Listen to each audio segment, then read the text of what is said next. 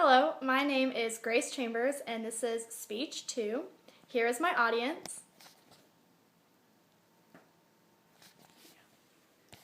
And I used 5 sources. I used The Telegraph, an interview with him. I used Kenny Wordsworth. I used the Daily Mail, the UK Daily Mail. I used his website, vetrianoart.com. And I used BBC News. I won't be using my note card. I won't be using a 4x6 note card, but everything on my PowerPoint fits into a 4x6 note card. Okay. A picture is worth 1,000 words.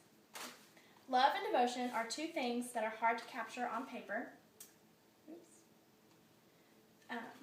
Which is why Jack Vetriano is so famous, because he can capture love and devotion in his oil paintings, in his watercolor paintings. The Scottish painter draws people in by grasping young and whimsical love. As one of the most famous painters in the United Kingdom, it is only fitting that he created one of the most famous paintings in the world, The Singing Butler.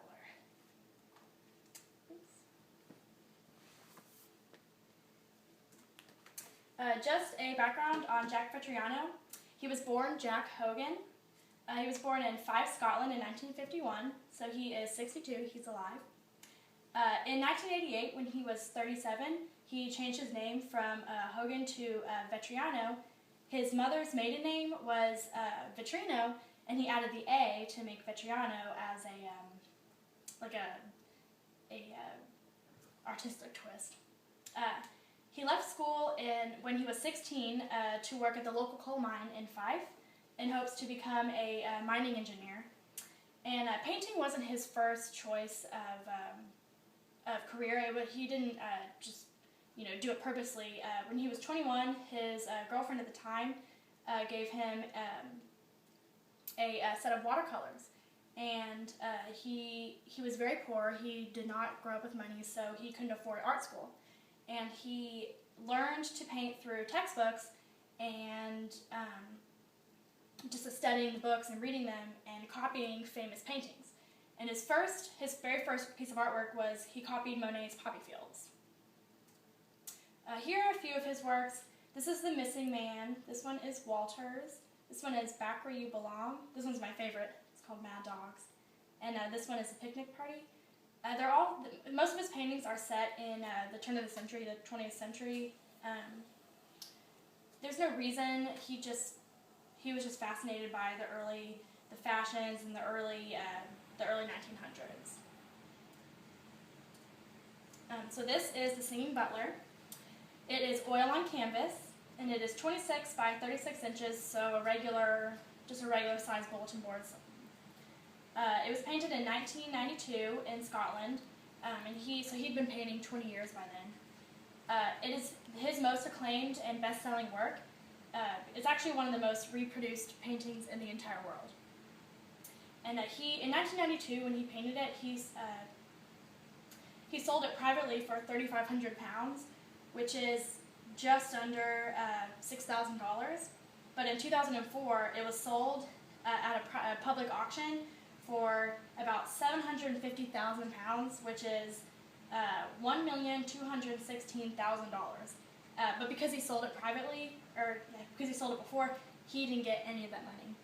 But he was okay with that because he was just proud of making a record and selling it for that much and getting his name out there. This is a fun fact. This is Orla Brady. She's a Scottish actress, and he used her as a muse for the lady in the red dress, called The Lady in Red. So just a breakdown of the photo, or the painting. If you can see in the back, it's dark. So you can see a storm coming. The maid and the butler, they're fighting their umbrellas. It's windy. But the couple in the middle, I'm sure they know a storm is coming, but they're dancing like they don't care. The floor, it's like the glossy sand, kind of like a dance floor. It like its portrayal of the feudal system in a favorable light, but Vetriano contradicts that. Well, he came from no money. He was very poor, and he was very poor, and so he earned his money. He earned his wealth. So he sees the feudal system as like it is what it is. That's his attitude. Because he came from both. So he just painted as just an easy, light painting. So more of the breakdown of the painting. You can see the curves. There's many curves in the painting, and then there's a lot of straight lines. So he painted like lots of curves. There's a lot of circles to kind of like a light, airy feel, and you can feel the wind.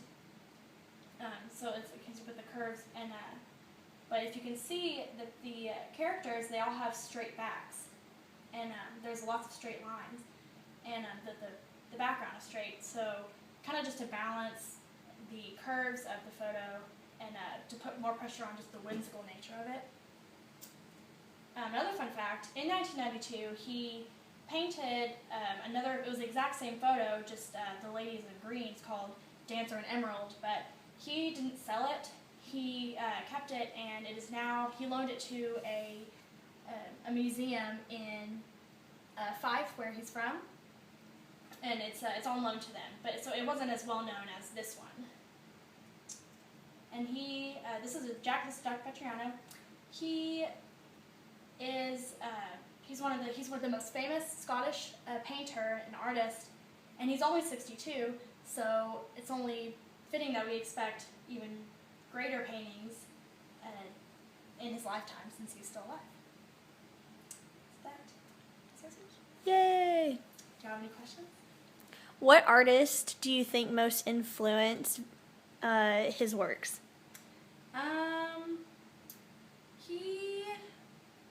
That's a good question.